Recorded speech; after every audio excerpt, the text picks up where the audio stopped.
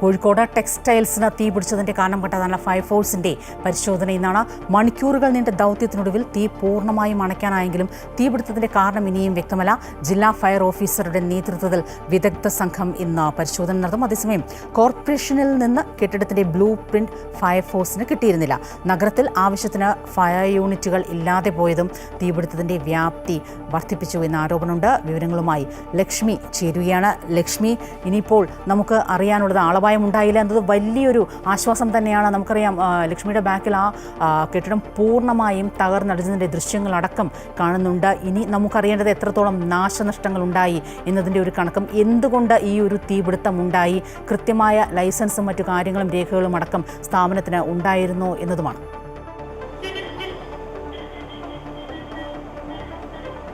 സ്വപ്ന, ഈ ഒരു 5 മണിയോട് കൂടിയാണ് തീപിടുത്തം ഉണ്ടായത്. ഈ 5 മണിയോട് ഒരു 5:30 കൂടി തന്നെ ഫയർ യൂണിറ്റുകൾ എത്തി തീ അണയ്ക്കാൻ ശ്രമിച്ചെങ്കിൽ പോലും ഈ ഒരു കെട്ടിടത്തിൻ്റെ ഉള്ളിലേക്ക് വെള്ളം എത്തുന്ന ഒരു സാഹചര്യം ഉണ്ടായിരുന്നില്ല. കാരണം തകര ഷീറ്റ് വെച്ച് അടച്ച രീതിയിലായിരുന്നു ഈ കെട്ടിടം ഉണ്ടായിരുന്നത്. അതുകൊണ്ട് തന്നെയാണ് ഫയർ യൂണിറ്റുകൾക്ക് ഈ കെട്ടിടത്തിനുള്ളിലേക്ക് വെള്ളം എത്തിക്കാൻ സാധിച്ചിട്ടുണ്ടായിരുന്നില്ല. ഇതേ തുടർന്ന് JCB അടക്കം എത്തിച്ചുകൊണ്ടാണ് ഇത് തകർത്തുകൊണ്ടാണ് ഇതിലേക്ക് വെള്ളം ഉള്ളിലേക്ക് കടത്തിവിടാൻ കഴിഞ്ഞത്. അതേസമയം ഈ ഒരു 5 മണിയോട് കൂടി തന്നെ തുടങ്ങിയ തീപിടുത്തം അണയ്ക്കാൻ കഴിയാതെ വന്നതോടെ ജില്ലയുടെ വിവിധ ഭാഗങ്ങളിൽ നിന്നും അതുപോലെ തന്നെ കരിപ്പൂർ എയർപോർട്ടിൽ നിന്നടക്കം ഫയർ യൂണിറ്റുകൾ എത്തിച്ചാണ് ഈ തീ അണയ്ക്കാൻ സാധിച്ചത്. ഈ ഒരു കെട്ടിടത്തിൻ്റെ ഒരു രീതി കണ്ടാൽ തന്നെ മനസ്സിലാവുക എത്രത്തോളം ഈ ഒരു കെട്ടിടത്തെ തീപിടുത്തം ബാധിച്ചു എന്നത് ഈ ദൃശ്യങ്ങളിൽ നിന്ന് തന്നെ വ്യക്തമാണ്. അതേസമയം ഈ കെട്ടിടത്തിൻ്റെ ഘടന എന്ന് തന്നെ പറയുന്നത് 4 ഭാഗങ്ങളും കെട്ടിയടച്ച രീതിയിലാണ്. അത് തന്നെയാണ് ഈ ഒരു ദൗത്യത്തിന് വളരെ ശ്രമകരമായി മാറിയിരിക്കുന്നത്. അതേസമയം ഈ ഒരു കെട്ടിടം കോർപ്പറേഷൻ്റെ കെട്ടിടമാണ്. ഈ കെട്ടിടത്തിൻ്റെ അതായത് ഈ കെട്ടിടത്തിൽ പല സ്ഥാപനങ്ങളും പ്രവർത്തിച്ചിരുന്നതിലും സുരക്ഷാ മാനദണ്ഡങ്ങൾ പാലിക്കാതെയാണ് പ്രവർത്തിച്ചിരുന്നത്.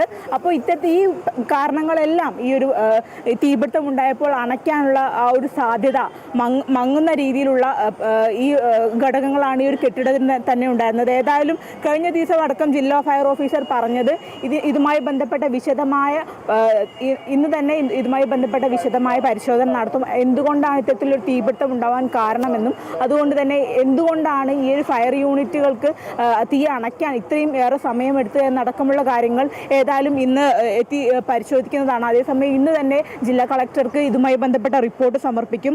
അതേസമയം കഴിഞ്ഞ ദിവസം കേരള വ്യാപാരി വ്യവസായ അസോസിയേഷൻ അടക്കം ഉന്നയിച്ച ഒരു ആരോപണം എന്ന് പറയുന്നത് ഇവിടെ കൃത്യമായിട്ടുള്ള ഫയർ യൂണിറ്റുകൾ ഇല്ല എന്നുള്ളതാണ്. കാരണം മീൻചന്ത അതുപോലെ തന്നെ ബീച്ച് ഭാഗങ്ങളിൽ നിന്നടക്കം ഇങ്ങോട്ട് ഫയർ യൂണിറ്റുകൾ എത്തേണ്ടതുണ്ട്. അതുപോലെ തന്നെ ആ കാലതാമസം അതായത് ഈ തീപിടുത്തം അടയ്ക്കാനുള്ള ഒരു സാധ്യത മങ്ങുന്നുണ്ട്. അതുപോലെ തന്നെ കഴിഞ്ഞ ദിവസം ആവശ്യത്തിനുള്ള വെള്ളം എത്തിക്കാൻ ബുദ്ധിമുട്ടുണ്ടായിരുന്നു. അതേസമയം ഇവിടെ നിന്നുള്ള ഫയർ യൂണിറ്റുകൾ ഇവിടുന്ന് വെള്ളം അടിച്ചതിന് ശേഷം ഇവിടുന്ന് മാനാഞ്ചിറയിലേക്ക് പോയി അവിടുന്ന് ഇങ്ങോട്ട് ഈ വെള്ളം നിറച്ചുകൊണ്ട് വരുന്ന ഒരു അവസ്ഥയുണ്ട്. അപ്പോൾ ഈ ഒരു ടൈം ഗ്യാപ്പ് അടക്കം ഇന്നലെ ഉണ്ടായ അതായത് തീപിടുത്തത്തിൽ ഒരു വ്യാപ്തി കൂട്ടിയിട്ടുണ്ടെന്ന് വേണമെങ്കിൽ പറയാം. ഏതായാലും ഇതിൻ്റെ ഈ ഫയർ യൂണിറ്റുകൾ ഇല്ലാത്തതും ഈ ഒരു തീപിടുത്തത്തിന് കാരണമായിട്ടുണ്ട്. ആവശ്യത്തിന് വേണ്ട ഫയർ യൂണിറ്റുകൾ ഈ കോഴിക്കോട് ജില്ലയിൽ നഗരഭാഗത്ത് വേണം എന്നുള്ളതാണ് ഇപ്പോൾ നാട്ടുകാരുടെ അടക്കം, അതായത് ഈ കേരള വ്യാപാരി വ്യവസായി അസോസിയേഷൻ അടക്കം അവർ ഉന്നയിക്കുന്ന പ്രധാന കാരണം. അതേസമയം ഏതായാലും ഇതുമായി ബന്ധപ്പെട്ട റിപ്പോർട്ട് ഇന്ന് തന്നെ സമർപ്പിക്കും എന്നുള്ളതാണ് പ്രധാനപ്പെട്ട വിവരം. അതേസമയം കഴിഞ്ഞ ദിവസം മെഡിക്കൽ ഷോപ്പിൽ നിന്നാണ് ടെക്സ്റ്റൈൽസിലേക്ക് തീ പടർന്നത്.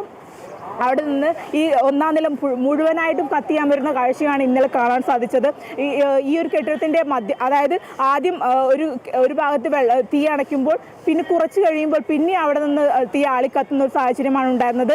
ഏതായാലും ഇത്തരത്തിലൊരു സാഹചര്യമെല്ലാം മുൻകൂട്ടി കൊണ്ട് പുതിയ ഫയർഫോഴ്സ് അടക്കം എത്തിച്ചു. ഏതായാലും 5.5 മണിക്കൂറിലേറെ നീണ്ട ദൗത്യത്തിനൊടുവിലാണ് ഇവിടെയുള്ള തീപിടുത്തം അണയ്ക്കാൻ സാധിച്ചത്. സ്വപ്ന, ലക്ഷ്മിയാണ് വിവരങ്ങൾ നൽകിയത്. എന്തായാലും ഗോഡൗൺ പോലെ ഈ പറഞ്ഞ സ്കൂളൊക്കെ തുറക്കാനിരിക്കുകയാണ്. വലിയ രീതിയിൽ തുണികളെല്ലാം അതിനകത്ത് സ്റ്റോക്ക് ചെയ്തിട്ടുണ്ടായിരുന്നു. വലിയ രീതിയിലുള്ള ഒരു നഷ്ടം തന്നെ എന്തായാലും ഉണ്ടാകുമെന്ന് തന്നെയാണ് നമ്മൾ മനസ്സിലാക്കേണ്ടത്. ഫയർഫോഴ്സിൻ്റെ പരിശോധന ഇന്നിപ്പോൾ നടക്കും. ഒപ്പം ജില്ലാ ഫയർ ഓഫീസറുടെ നേതൃത്വത്തിലുള്ള വിദഗ്ധ സംഘവും ഇന്നിപ്പോൾ സ്ഥലത്ത് പരിശോധന നടത്തും. ശാസ്ത്രീയമായ രീതിയിലുള്ള ചട്ടങ്ങളൊന്നും പാലിച്ചല്ല ഈ കെട്ടിടം അല്ലെങ്കിൽ ഈ ഒരു സ്ഥാപനം നടത്തിയിരുന്നത് അല്ലെങ്കിൽ ഉണ്ടാക്കിയിരുന്നത്, നിർമ്മിച്ചത് എന്ന് തന്നെയാണ് നമ്മൾ മനസ്സിലാക്കേണ്ടത്.